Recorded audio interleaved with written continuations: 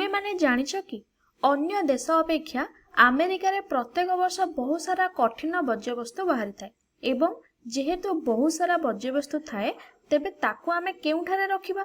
देखो आमर मुख्यतः दुई प्रकारर कठिन वर्ज्यवस्तु थाए जथा आमे कहू शिल्पर कठिन वर्ज्यवस्तु आउ गोटे हैला पौरपालिका कठिन वर्ज्यवस्तु। शिल्प कठिन वर्ज्यवस्तु माने कौन ना जेउ गुड़िक कारखाना खनि आदि आसी थाए। पौरपालिका कठिन वर्ज्यवस्तु कौन ना जेउ गुड़िक घरू ऑफिस आदि आसी थाए। तुमे निहाती भाବରେ देखिथिबो कि पेपर प्लास्टिक एई सब कार्डबोर्ड खाद्यर अवशिष्टांश बॉटल एई सब कौन आमे डस्टबिन ने पकाऊ। मने कर तुम सांग मानक सहित पिकनिक जाइछ तुमे सेठी कौन कल ना शिक्षित हिसाब रे किछि पुण्यचक्रण योग्य बासन सब व्यवहार करिवो। मने कर तुमको माटी उपरे गोटे पुराना आलू चिप्स रो पैकेटटा देखागला तुमे निहाती जानी परिबो एहा पौरपालिकार कठिन वर्ज्यवस्तु अटे तेणु तुमे ताको आनिकी निहाती डस्टबिन रे पकई दबो। तापरे एही सब वर्ज्यवस्तु कुआडे जिवो ना निहाती लैंडफिल को जिवो। लैंडफिल कौन एहा गोटे इंग्राजी शब्द। लैंडफिल माने होउछि जेउटे सबु वर्ज्यवस्तु को एकाठी फोपड़ा जाए एही बळी भाबरे थाए। अमेरिका रे एही कठिन वर्ज्यवस्तु पई बहुत सारा लैंडफिल रहिछि। एबे चलो खोला रे एही वर्ज्यवस्तु को पकाइले कौन हेउछि आमे देखिबा। सहर जेतेबेले बहुत बड़ हेबो तेबे आवर्जना मध्य सेतिके अधिक हबो काहेकि ना सेठी जनसंख्या अधिक थिबो एवं आवर्जना मध्य अधिक बाहरिबो एवं सबु किछि को नियंत्रण करिवा बहुत कष्ट। तेणु एही सब आवर्जना बा वर्ज्यवस्तु को सहर ठारू टिके दूर रे बा घरे ऑफिस ठारू टिके दूर रे सब एकाठी करके पका जाए।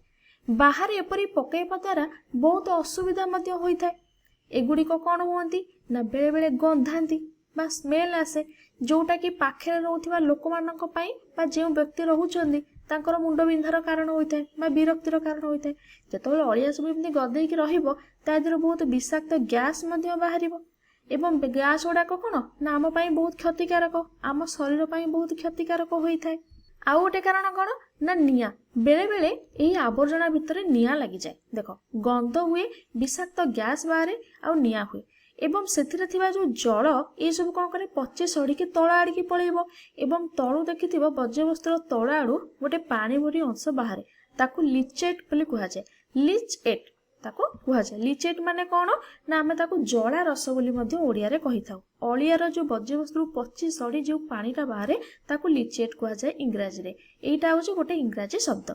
आउ बेले बेले कौन हुए ना किछि जीवजंतु बा मु कहि परबी किछि पानीपाग द्वारा जेमिति कि वर्षा पवन ए सब द्वारा सेगुड़िक बा अलिया गुड़िक चारिआडे खेळेई होई जांती। एही आवर्जना बहुत क्षतिकारक गैस मध्य निर्गत करिथाय बोली तुमे जानिलो एवं बेले बेले सेतरे निया मध्य लागि जाए जहा कि जीवजंतु मानक पई बा मनुष्य पई बहुत खराब।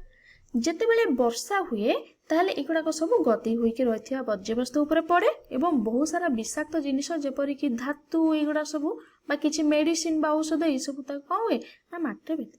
एठी आमे आउ गोटे उपाय बाहर करिचे परिमल निष्कासन पाए। परिमल निष्कासन केमिति करि परिबा ना गोटे बड़ आमे कहि परिबा ना गोटे बंध टाइप रो नेबा बा लिनियर जागो कहंती किछि पत्थर प्लास्टिक आदि नै कि सेटा तयारी हुए सेथिरे प्रत्येक दिन आमे आवर्जना आदि पकई पकई पकई रखिबा आ मझिरे जो गार हेछि से गार कोन ना ता ऊपर आमे गोटे गोटे बंध दे दे जिबा जा कि गोटे कोस्तर आकार परि हमको देखा जिवो एवं एही प्रक्रिया को आमे बारंबार करिबा जहा द्वारा एहा पूरा टाइट हे कि रहइबो एवं एते टाइट हे जिवो कि ता भीतर दे जल मध्य आ प्रवेश करि परिबो नै। देखो वर्षा हेले तो निहाती भाबरे किछि जल ता भीतर को जिवो किंतु एमिति जो अधिक जल ता भीतर को जाउथला से तो काउ जीवनी ताले ए जो जल जीवा द्वारा सेठी जल सारा मध्य सृष्टि करिवो।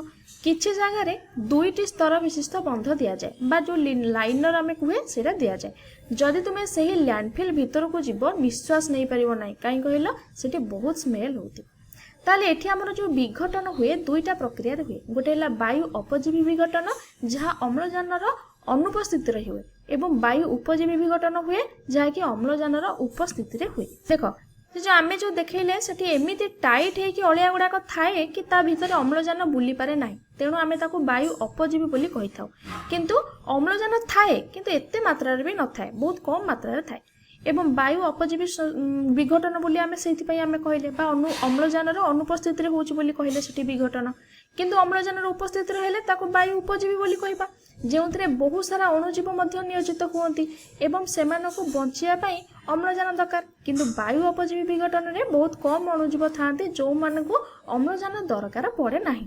ଏହି ପ୍ରକ୍ରିୟାରେ ମିଥେନ୍ ଆଉ ଗ୍ରୀନ୍ ହାଉସ୍ ଗ୍ୟାସ୍ ମଧ୍ୟ ବାହାରିଥାଏ, ଯାହାକି ଆମର ଗ୍ଲୋବାଲ ୱାର୍ମିଂ ପାଇଁ ଦାୟୀ ହୋଇଥାଏ ଏବଂ ଟାଇଟ୍ ହୋଇକି ରହିଥିବା ଆବର୍ଜନାକୁ ବିଘଟନ ପାଇଁ ଶହ ଶହ ବର୍ଷ ଲାଗିଯାଏ।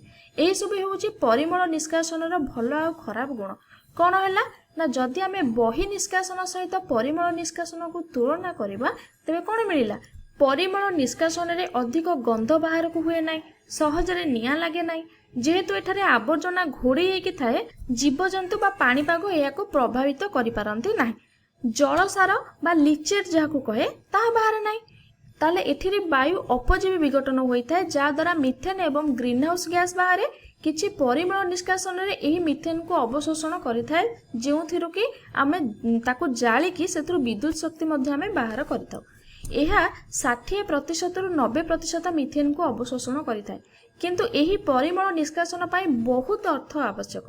ଆବର୍ଜନାକୁ ଜାଳିଲେ ସେଥିରୁ କାର୍ବନ ଡାଇଅକ୍ସାଇଡ୍ ବାହାରିବ ଏବଂ ସେହି ସବୁ କାର୍ବନ ଡାଇଅକ୍ସାଇଡ୍ ଦ୍ୱାରା ସବୁ ଅଲଗା ବିଷାକ୍ତ ଗ୍ୟାସ୍ ମଧ୍ୟ ସବୁ ଆଉ କିଛି ବାହାରି ପାରିବ। କାର୍ବନ ଡାଇଅକ୍ସାଇଡ୍ ବି ବାହାରିବ, ତା ସହିତ ଅଲଗା ବିଷାକ୍ତ ଗ୍ୟାସ୍ ମଧ୍ୟ ବାହାରିବ, ଯାହାକି ବାୟୁ ପ୍ରଦୂଷଣ କରିବ। ଇନସିନେଟର ବା ଗୋଟେ ମେସିନ୍ ଯାହାକି ଆବର୍ଜନାକୁ ଦହନ କରିଥାଏ, ଏହାକୁ ବ୍ୟବହାର କରିବା ଦ୍ୱାରା ଏହା କିଛି ମାତ୍ରାରେ ପ୍ରଦୂଷଣକୁ ରୋକିଥାଏ। ଏହି ଲ୍ୟାଣ୍ଡଫିଲ୍ରୁ ବେଳେବେଳେ ମଧ୍ୟ ଆମକୁ ଦରକାରୀ ଧାତୁ ମିଳିଥାଏ। ଯେତେବେଳେ ଆମେ ବହୁତ ସାରା ଲ୍ୟାଣ୍ଡଫିଲ୍ ଆମର ଗଦା ହେଇକି ଥିବ, ସେଥିରୁ ମଧ୍ୟ ଆମକୁ ବହୁତ ସାରା ଦରକାରୀ ଧାତୁ ମିଳେ, ଯାହାକି ଆମ ଦରକାରରେ ଆସିଥାଏ।